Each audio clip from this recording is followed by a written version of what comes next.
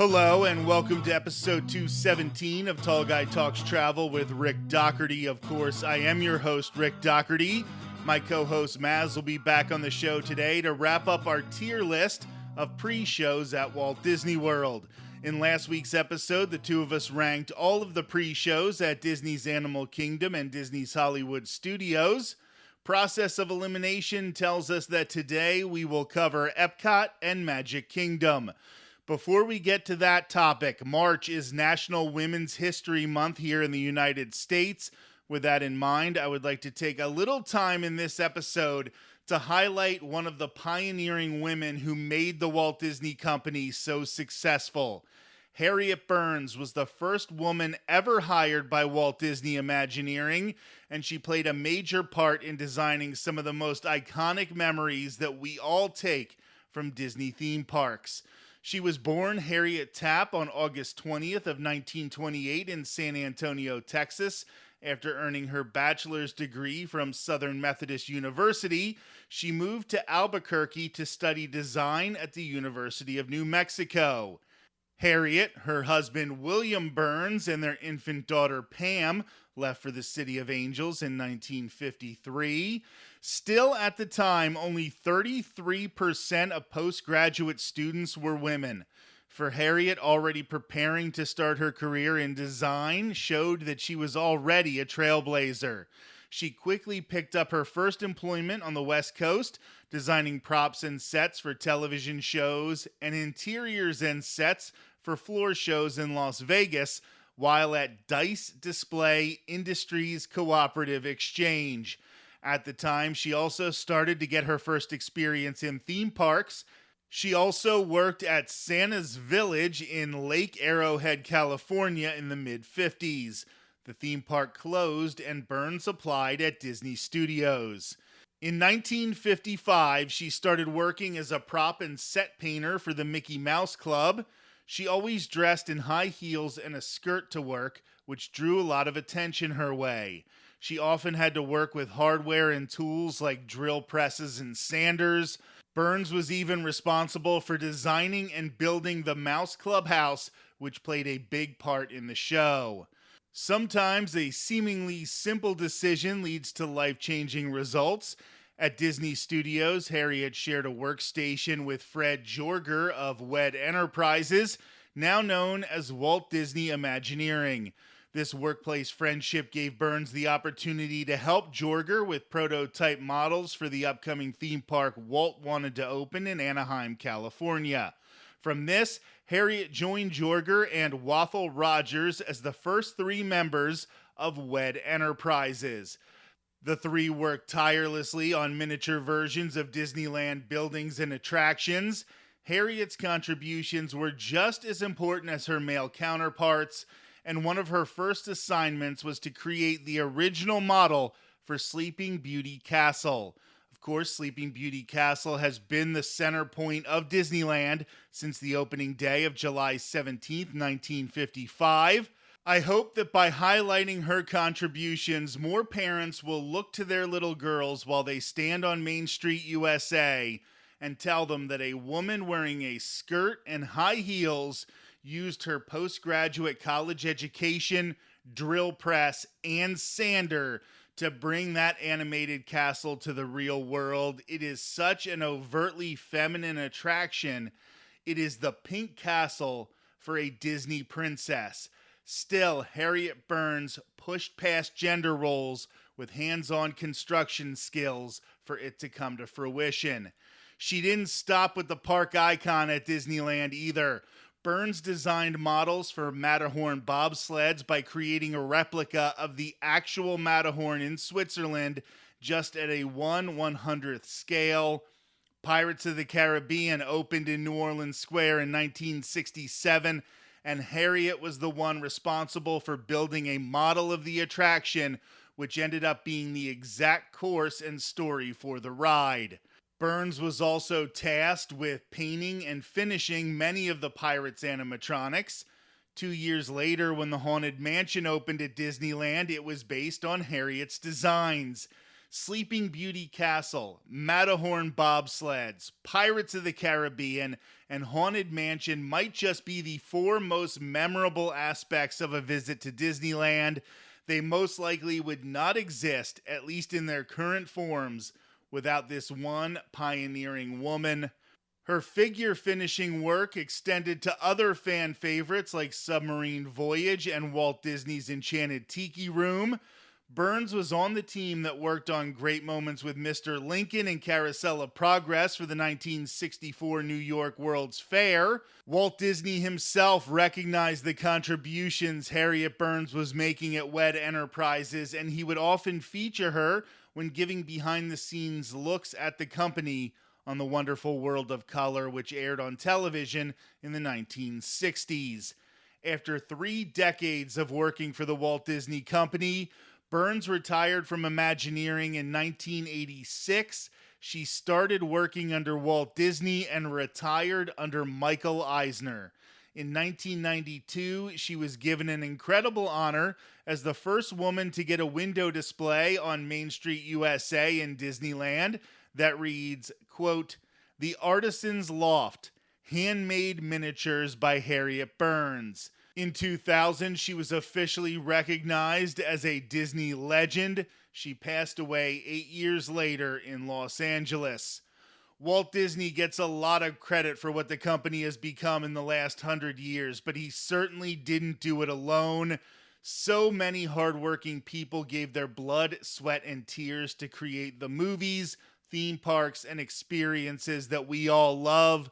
When most women in the United States were still discouraged from getting a college education, she pursued higher learning.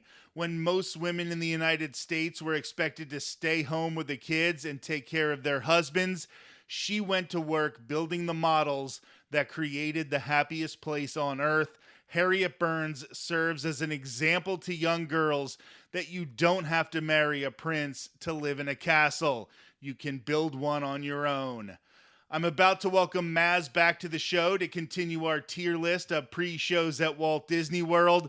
But just a quick reminder that we need you to be subscribed to the Tall Guy Talks Travel with Rick Doherty YouTube channel. Also, I know you aren't the only person in your friend group who loves Disney and Universal. Tell your friends about the podcast and the YouTube channel. I'm working on getting some pretty big interviews in the future and taking this channel to some incredible places. Every new subscriber gives us more credibility when we reach out to people for access.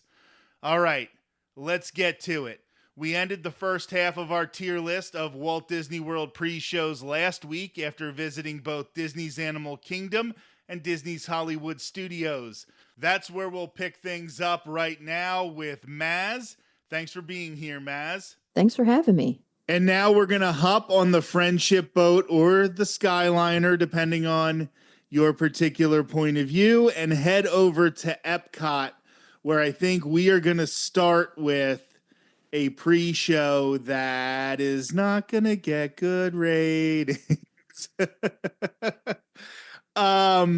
Guardians of the Galaxy Cosmic Rewind is one of the best rides on Walt Disney World property right now, with Big Thunder Mountain Railroad on a retheme. It is down for about a year, and I would say it might be the best ride in Walt Disney World. Maybe Expedition Everest would be the one that you would say, but it's up there, though. It's neck and neck.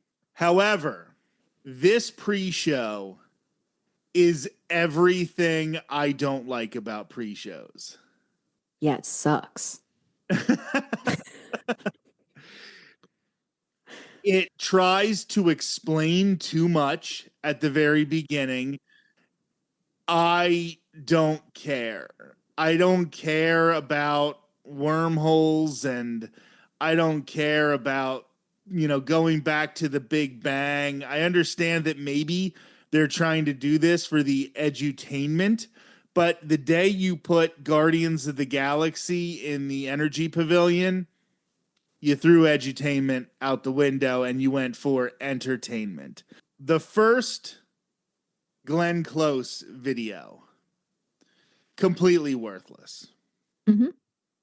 Then you move into another room, and this is where you get the most frustrating part, which is the Terry Crews video. This is where he talks about not knowing what they call themselves, and people shout out day drinkers or whatever. So there's that issue. Then I am playing pretty obsessively right now this game online, and the game has you connect movies.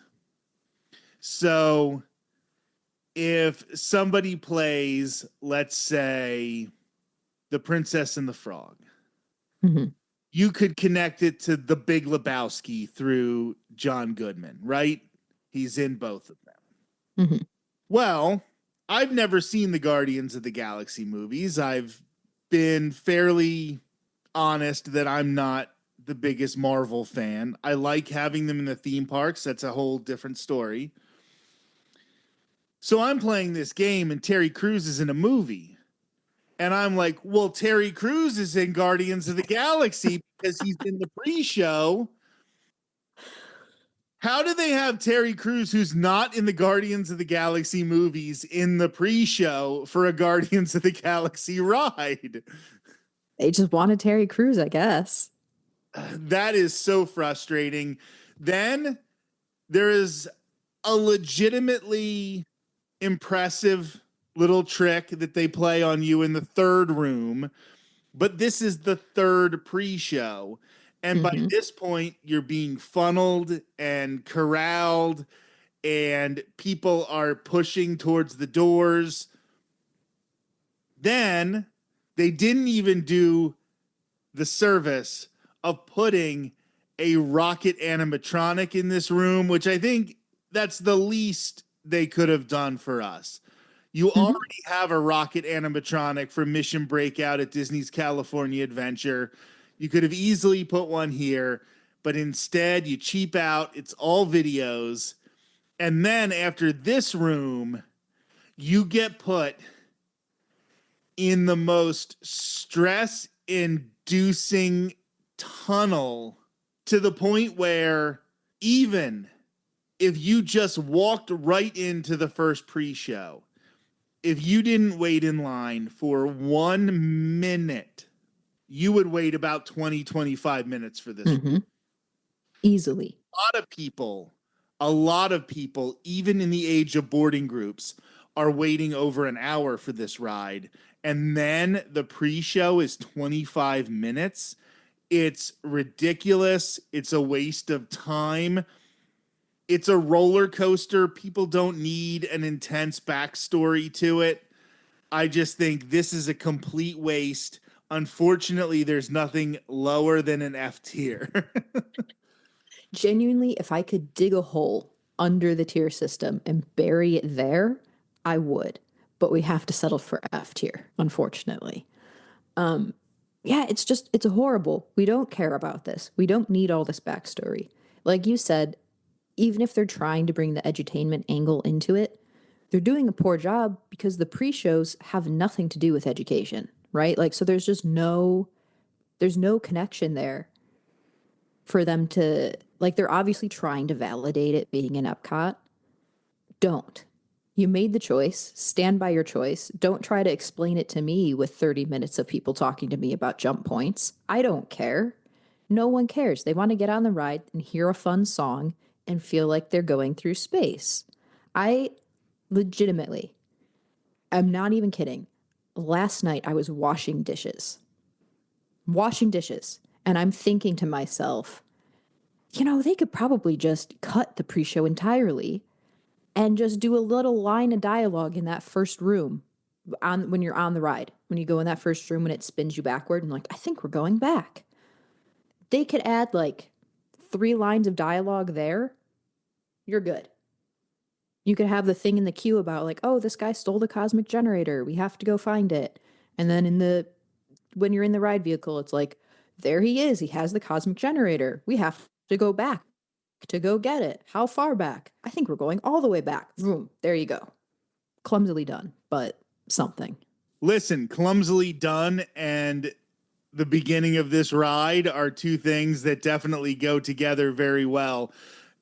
Another frustrating thing about this is in the world of paid fast pass, of paid skip the line, this is not a bug, it is a feature. They are trying to slow down your day so that even if this ride in the future is only a 5-minute wait, even if you rope drop it, you can't get to your next thing right away. Like, here, let's look into the future a little bit to when this no longer has a boarding group and it is a regular queue.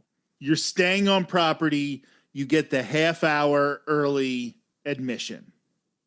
So you're in Epcot, you rope drop Guardians of the Galaxy. Boom, it's 8:30. I'm in the line for Guardians of the Galaxy. We're moving through the queue, moving through the queue, moving through the queue. Boom, it's 8:35 and you get in that first room. You can't hop on a second ride before other day guests get there because by the time you get off that ride, it will be after 9 o'clock. And the line for Spaceship Earth will be 20 minutes. And the line for, well, Mission Space never really gets a line, but everything else will have already gotten a line. So I do think that the part that frustrates me the most is that this was intentional. Yeah, and like you said, the intent to do that, okay, but then the insult to do all that and still not even give us a single rocket animatronic. Come on. It's ridiculous. Right. With Star Wars Rise of the Resistance, the thought process wasn't let's delay how long they can get to something else. Mm-hmm. Wasn't let's make them stay on a ride. It was let's have them feel this long experience. We're adding to the experience with the pre-show, but you're not adding to the experience with this pre-show. So, I mean, listen, we could go on and on about it. We could. The second one I want to get to in Epcot here has a similar problem, but I like so much more. Is so much more endearing, and that is Soarin'. This pre-show exists so that they can get everybody into their spot so that by the time the show running before you is done, then they are ready to shuffle you onto it. Sometimes that pre-show will start even while they're still getting people into place. So it's not quite as bad. However, this is another ride that even if it's a walk-on is going to take you 15, 20 minutes until you get onto the ride. But Soarin's pre-show is fun. Patrick is funny. There are quotable lines. Like I said, sometimes they don't even make you be there for the whole thing. You might be, cutting through and just getting to jump right in at the very end. So while it does make it take longer for you to get onto this attraction, I do think it's still a pretty good pre-show. I think it's great. He's great in it. So many great lines. I also feel like in terms of pre-show setup, this is as ideal as it gets. You get put into your spot. You're still standing in line, so there's no post pre-show crunch. You come out of the pre-show, you go right to your seat, you sit down and ride. You don't have this weird thing that, Disney keeps doing where you get out of the pre-show and then you still have another segment of line to wait in. And now you're all like jumbled because everyone's fighting to get into it. You do the pre-show, you're assigned your seat, you get out of the pre-show, sit down, enjoy the ride. Beautiful, orderly, organized, love that. So I think I have this as a B. I think that's fair. All right. Here's another one where I don't know if this counts as a pre-show, but I counted it. Mission Space. I've never done it, so I can't say. They explain the ride to you. It used to have Gary Sinise in it. Now it Huh. doesn't have Gary Sinise in it anymore. So I think it deserves to lose some points for the sheer lack of Gary Sinise. I think so. I'm going to go with this being just a generic C. I do think that Mission Space is a ride that you need to have it explained to you for Mm. safety reasons and for show reasons. And if they're going to have to give you a pre-show, then at least they can make the pre-show feel like something. And this feels like you're training to be an astronaut. So it does what it does. It's not bad, but like I said, it's kind of borderline not a pre-show anyway. So I'm just going to go with C tier, and we are going to move on to Magic Kingdom, where I think you might have told me you've never done this attraction, but holy crap, Maz. You've never done the Enchanted Tiki Room? I haven't. No, I know the song. I love the song. Um, it's one of those things that legitimately every time I go into Magic Kingdom for the past 2 years, I've been like, this is the trip. This is the trip where I ride it. I'm gonna do it. But A, birds don't draw me in. Just to be honest, that doesn't hold much appeal. And also, like, generally, if my options are like I can go see Tiki Room or I can like go on Pirates, I'm gonna choose Pirates. Okay. We haven't told people about some big things that are coming up in the future, but just between the two of us, and obviously it's going to go on the episode anyway, knowing the gravity of your next vacation to Walt Disney World, I know. you have to do the Enchanted Tiki Room. Will you promise me that? I will promise I will try. It's on my list. Funnily enough, it is on my list that started making today about things I have to do this trip. Um, and I think honestly, I think with Big Thunder not playing a role, unfortunately, it has a much greater chance of actually happening. So anyway, there is a pre to this. And I remember back when I was a kid, and you think the parks are crowded now. When I was a kid, I just remember wait times that were ridiculous. And I remember sitting through this pre-show multiple times because they would queue you in that area where you watch the pre-show. Now you can basically just walk up at any time of the day. You might get your own theater sometimes. It is fun. It explains what is about to happen, but sort of like Soarin', this is an attraction where a pre-show isn't doing any harm because you're not going to be able to get onto the attraction until the show that's running is finished. So there's always going to be that wait until the next show. So they can always start this pre-show at a good time. And there's some funny jokes. I think the only things that I would say are a strike against it are sometimes it can be a little hard to hear it. And I think a lot of times, people in line just don't care about it and talk through it, and I kind of hate that.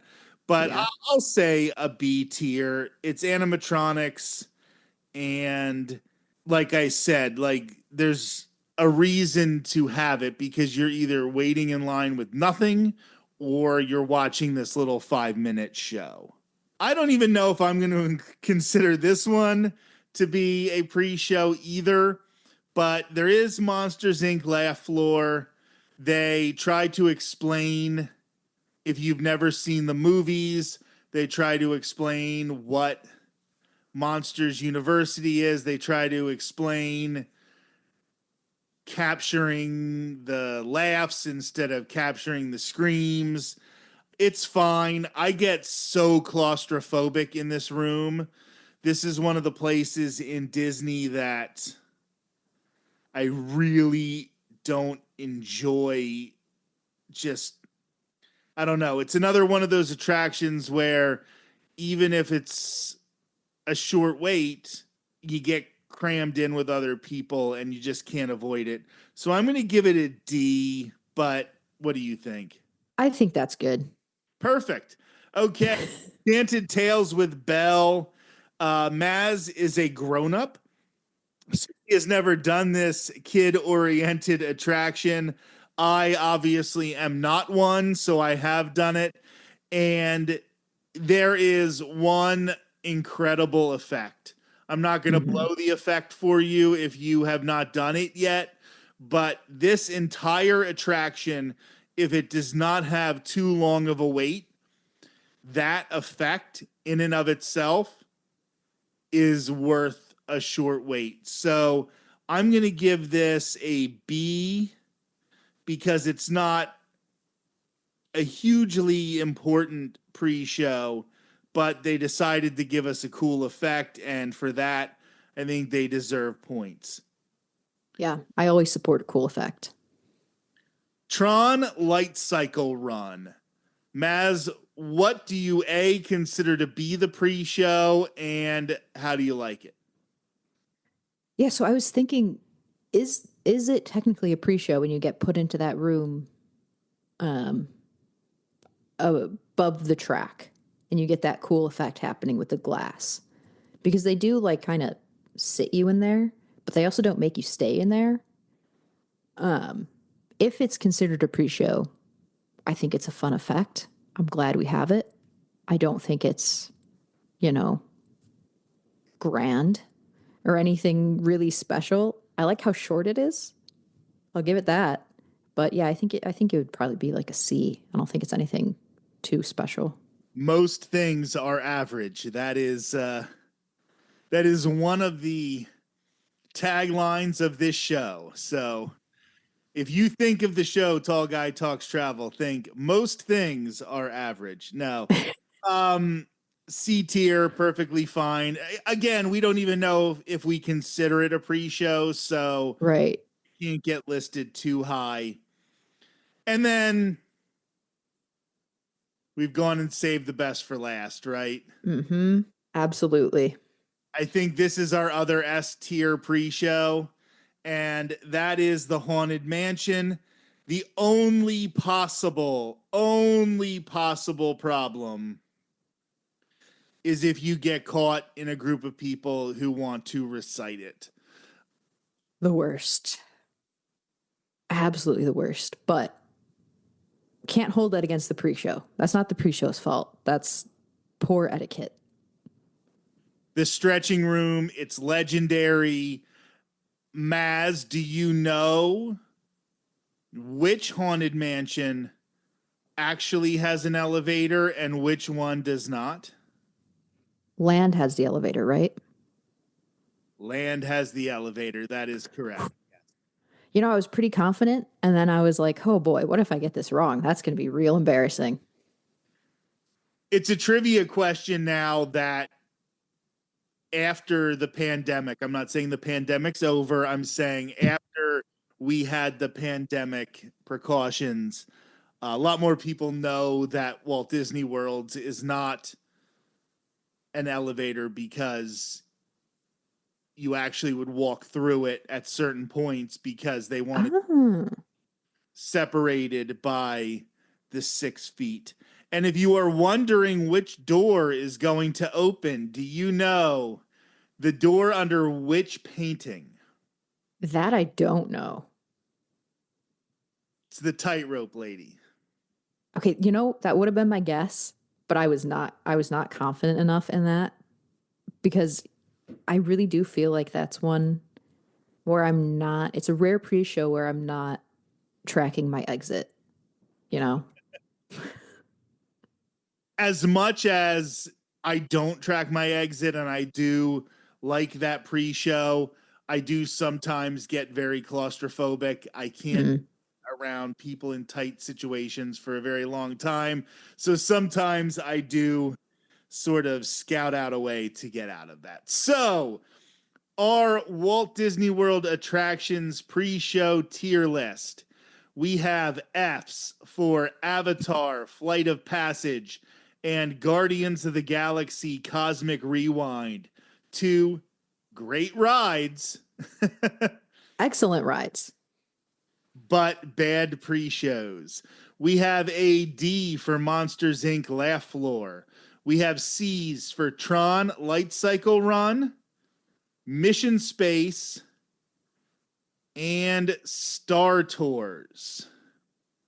Then we have B's for Enchanted Tales with Belle, the Enchanted Tiki Room, Soarin', Muppet Vision 3D, Mickey and Minnie's Runaway Railway, Aerosmith Rock and Roller Coaster, and Millennium Falcon Smuggler's Run. We have just 2 A's, Twilight Zone Tower of Terror and Dinosaur, and we have 2 S tiers. So I think we did do this one pretty well. Yeah. The S tiers, of course, being Star Wars Rise of the Resistance and Haunted Mansion. Maz, thank you so much for joining us for another episode of Tall Guy Talks Travel. Thanks for having me. It was a ton of fun. This has been episode 217 of Tall Guy Talks Travel with Rick Doherty. I will be back next week with my other regular co-host, Sarah Says, will join me to talk about something that's always interested me. The proposal in the 1980s to build a theme park across the Esplanade from Disneyland Park.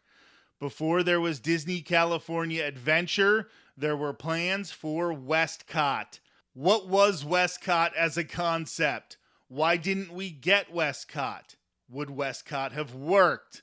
What ideas for Westcott found their ways into Disney California Adventure? We tackle all of those questions next Thursday on the podcast. Until then, have a great week.